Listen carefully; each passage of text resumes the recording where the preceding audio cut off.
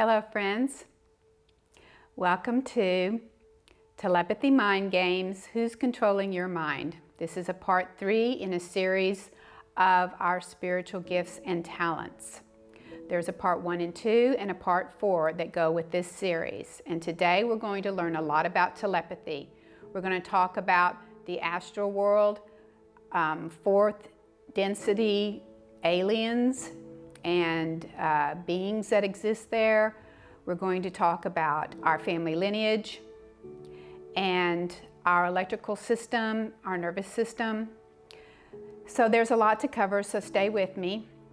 And first, I'd like to start with the idea that we were designed with our initial divine blueprint, where the consciousness is attached to the blueprint. Our body was designed as an open system. In other words, it receives and it transmits. And that's how it's working in this reality. So we are always receiving information and we are always releasing information. So we have to start understanding what is influencing us. Who's controlling our mind? There are some experts that say that about 95% of our day we are walking around unconscious in sort of a habitual program, and maybe 5% of our day do we have original, unique, creative thoughts. And I would say that that's by and large something I used to say a lot when I used to say we hardly ever have any of our own original thoughts in our whole life, because we are constantly being influenced by information coming in. So our nervous system is designed to take this information as it comes in and process it. And it processes it through a number of ways, through the brain, by creating brain patterns, and through the nervous system. And the nervous system is detecting things such as fight and flight, whether something is safe, whether it's something good for us. And so we have all of these cues that are constantly responding to the bombardment of information that we are receiving. One of the biggest places we receive information is the astral world. And the astral world is every single thought and feeling that has manifested into our reality. Maybe not a casual, thought, but we're talking about a thought that becomes so repetitive in many people's minds, and even in your own mind, that that thought becomes a thing. And when it becomes a thing, it dwells in the astral world. And when you dwell on your house and you put a lot of attention into your house, a lot of attention into your city, into your religion, into your politics, into people in your life, you're creating a mirror image of that in the astral worlds. The astral worlds, all those thoughts and feelings are constantly around us because the astral world is attached to our physical electromagnetic system. This is why so many people are trapped in the astral worlds when they die, or what we call purgatory, Catholics call purgatory. These astral worlds are embedded not only in our nervous system, but they are also created as part of our blueprint program, because our third dimensional body has an ego consciousness. We have an animal ego consciousness. And just like I had said many times, the blueprint creates our reality, and it also is where our soul attached consciousness. So you have a third dimensional ego, animal consciousness, you have higher density, fourth, fifth, sixth, seventh, all these higher frequencies of higher consciousness, they're all attached to your blueprint. This ego consciousness goes, if it's not properly trained to move beyond ego consciousness, it just goes into the astral after death. So all of those, so this is where the family lineage comes in. All of your family lineage is also that didn't manage to get out of the astral. All of that family lineage is also embedded in the astral plane, and they are also influencing you. And you are feeling their feelings from hundreds of years ago, and you are feeling the pain and suffering of your lineage and your ancestors. All of that is embedded in the astral world, and it's around you, your specific lineage, because all of your lineage, which is in your DNA, this astral world is affecting your DNA, just like your blueprint affects your DNA. So we have these telepathic influences and even telepathic conversations in our head that are coming from past lineage, past beings in our lineage, and we pick up on their conversations, or we pick up on their fears, especially if they're very closely connected to the earth still, and they haven't, over the time they've been over there, been able to move up higher and separate themselves from their connection as a human ego. So as long as you are overly identified with my human personality, you are part of the astral plane affecting everyone down here. So many of the thoughts in our heads are not our own. They're thoughts from the astral plane. They're thoughts from our family lineage. And because when we're born, our parents are mimicking the lineage, that is reinforced when we're born. Now we're born, we have a little bit more freedom and open system to absorb maybe new ideas, but we are conditioned by our family and by the environment around us back into the addictions that are processing now, the family lineage patterns that are processing, all the fear patterns and everything else. So what is happening is when these avatars are coming in, they're constantly being conditioned to the reality that they're viewing, and they have not been properly trained to understand this reality is an illusion, in that it is very real. I'm not saying it's not real, but what I'm saying is it is a creation of our consciousness with our blueprint, because our blueprint has a divine plan for our life. But our consciousness on every frequency also sends information to the blueprint about what it wants, what it fears, what it needs, what it desires, and that is informing the blueprint. The blueprint has your divine patterns. It also has your programming for what you need to accomplish for spiritual growth, and it works with that to create the reality that you are requesting, and along with what your divine patterns are also implementing. So until you know to stop requesting certain things and to stop fixating on certain things, you just keep repeating this. And all these patterns are thoughts in your head, and they get imprinted and re-imprinted in your brains, in the synapses of your brains, and in your nervous system. So we have these thought patterns that float around in the astral. We have fears that float around in the astral. We pick them up, and we have our lineage that's floating around there, and we are constantly influenced from something from our lineage. Now here's the other thing we have going on. We have fourth density, and I'm going to call them aliens because they are not supposed to be interfering with your blueprint. They are fourth density aliens that are quite happy to have you stay trapped here. And they are intentionally and telepathically talking to you.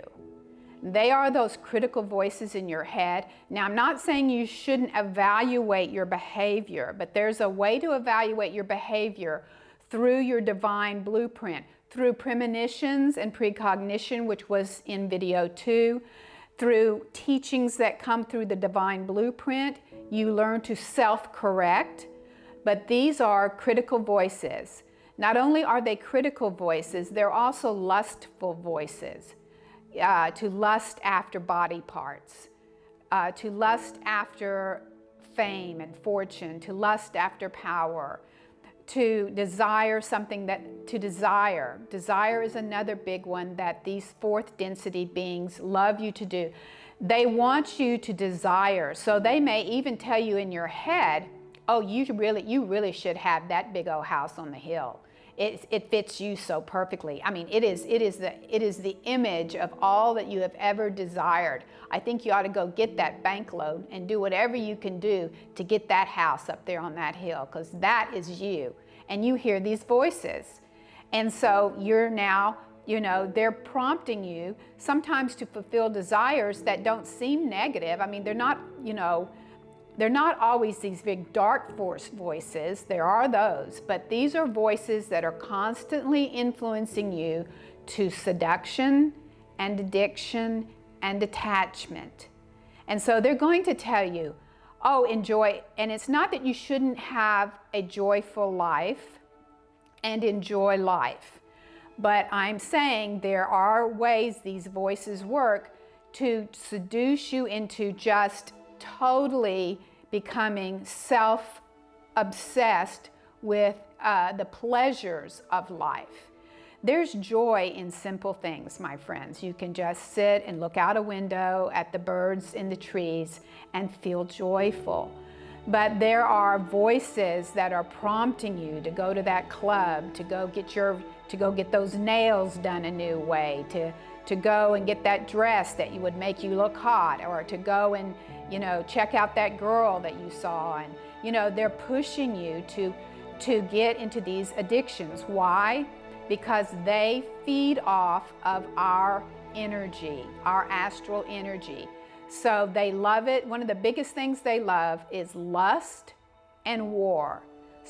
And with lust and war comes any kind of conflict, any kind of lust, especially sexual lust, but any kind of lust, any kind of conflict, they feed on that. It thrives for them because they cannot access divine life force energy, these fourth density beings. And some of them are extraterrestrials in physical form, just like you and me. And some of them are disincarnated, what some people have called archons in the past, or the watchers, or, you know, invisible angels. And they're in this fourth density, slightly out of our sensory range, but not for most of us. If you pay attention, you can know when they're there. But most people are unconscious. They're seduced through life, and they don't even know they're being told things. So these beings love for you to be addicted and seduced. They love for you to constantly dwell in darkness. They want you to love your darkness. They'll tell you, oh, love, you know, darkness is power, and hold on to your wounds. Your wounds tell you who you are. And oh, you can't be creative without suffering. So as an artist or a musician or whatever you're doing, you got to suffer to be creative. These are all lies, and they keep you trapped in the astral worlds. They feed on these things. They attach to your astral body, they even attach to your physical body, and they feed on these lower density astral energies because they cannot access higher life force energy and the sacred fire, because that requires that they let go of this power trip of seduction and inhaling the lower third density frequencies, absorbing the lower third density frequencies. As long as they are addicted and absorbing these frequencies and trying to keep us here to feed off of us, then they're not paying attention to their divine blueprint. They're not accessing the immortal, youthful, higher frequencies of life. So they feed on us. Now this is the bad. We'll be going to the good, but we need to know that I'm just being as honest as I can. Most of the world is being seduced and influenced telepathically by these fourth density beings, by their lineage, and by the astral plane. All of us. I had to fight my way through this stuff my whole life to get to some clarity and some freedom from it. So it is a long haul of working on yourself to get free of the astral worlds. Moving into higher frequencies of light is not difficult. When I say not difficult, it's not meant to be difficult, but it is difficult when you are not taught to pay attention to what's happening to your mind. Who's influencing you? Where are these thoughts coming from? Where are these feelings coming from? Because they're not you. You're buried somewhere in there. And so while we have all of this total engulfment and bombardment, we have the quiet voice of spirit within us. This is our divine blueprint. This is our precognition and premonition in video 2. This is when you learn to meditate and you learn to still the mind and still the emotions. And I have a video on that on lucid dreaming exercise. Still the mind, still the emotions. When you learn to shut off the outside and get quiet and turn your focus inward instead of outward, you begin to start aligning your body's ego mind with the higher frequencies of your divine mind, your higher consciousness.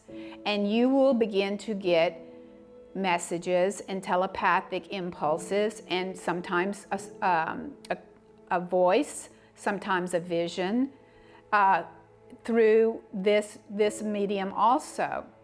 But the amount of good information we get can be very small compared to the huge dose of the reality that's around us.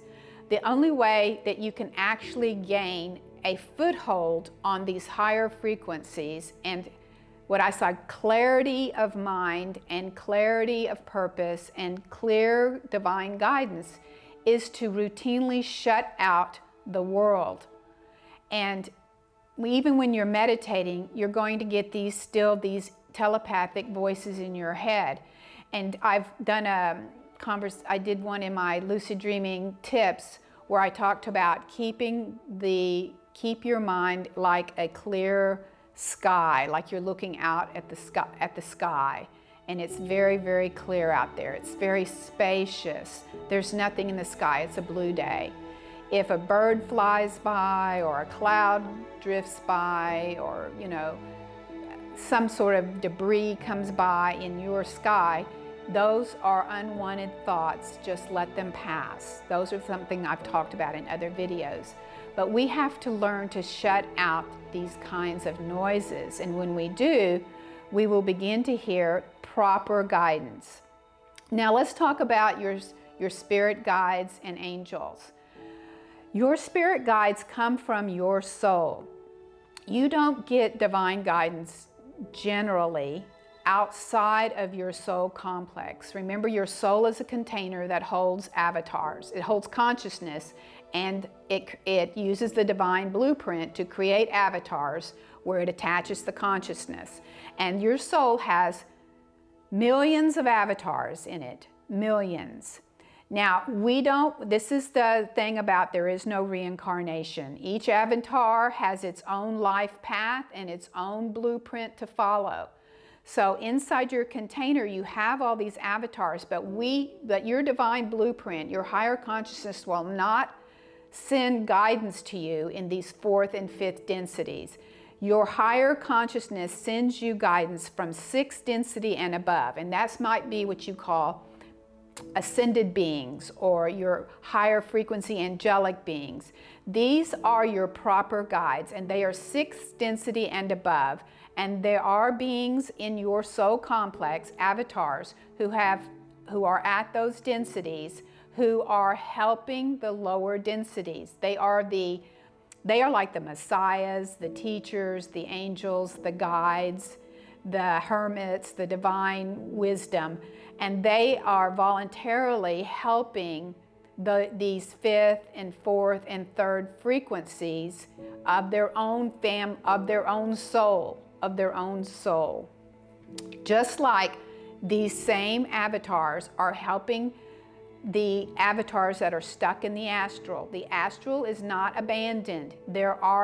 Every avatar has a soul full of avatars, of higher frequency avatars, and those avatars, some of them have volunteered to come and help people out of the astral and out of 4th density and out of 5th density. And even when you're in 6th, there's 7th and 8th density avatars helping those 6 beings move up. But it's all a part of your soul complex.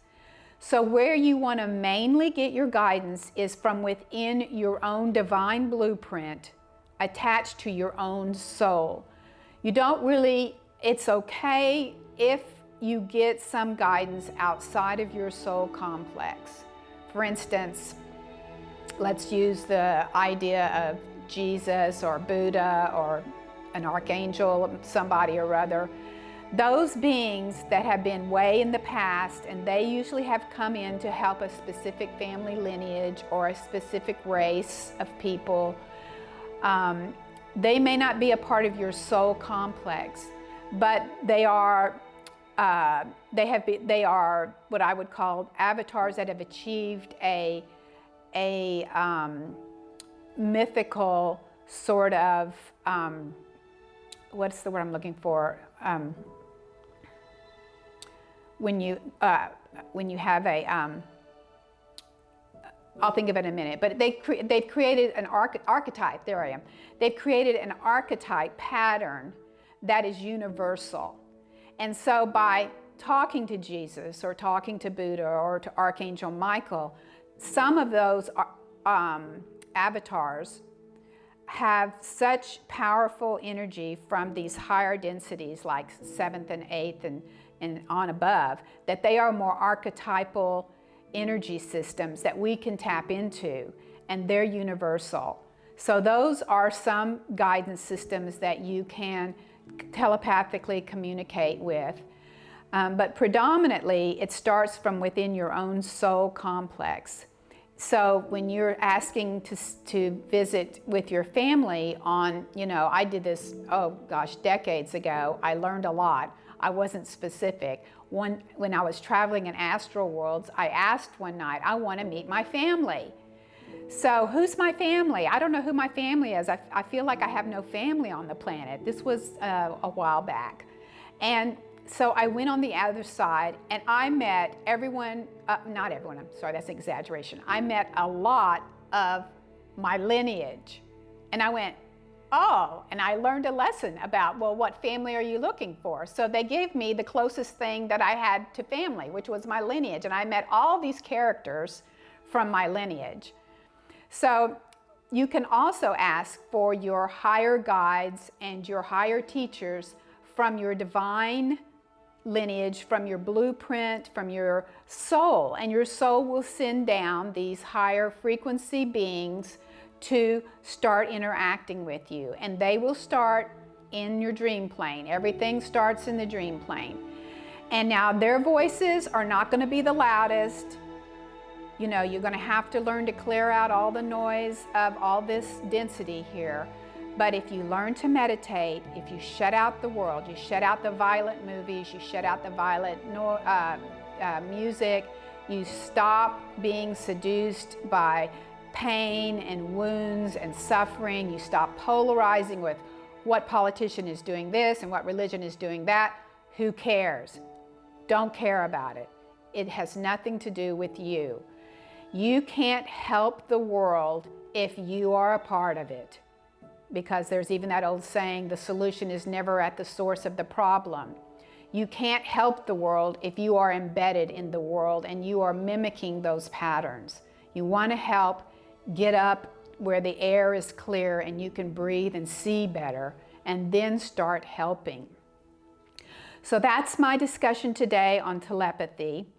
And I hope that I've given you some good guidance about the voices in your head. The last thing I'm going to say on it is you need protection. So you need to manifest a way that you are constantly, I always activate the sacred fire to continuously cleanse and purify me, forever self-sustained. So even when I'm not meditating, I've got the sacred fire cleansing and purifying me. I also put a sphere of energy around my home, around my body, and around my astral bodies, and I do some forms of protection where any outside influence that's coming to me is immediately repelled and dissolved. So you can set up some order of protection for yourself, because you want to be a sovereign being. I've mentioned this one before. An awakened avatar that is a sovereign being is in the world but not of the world. It's not allowing these seductions to influence it. So we have to learn how to discriminate between what is outer and what is inner.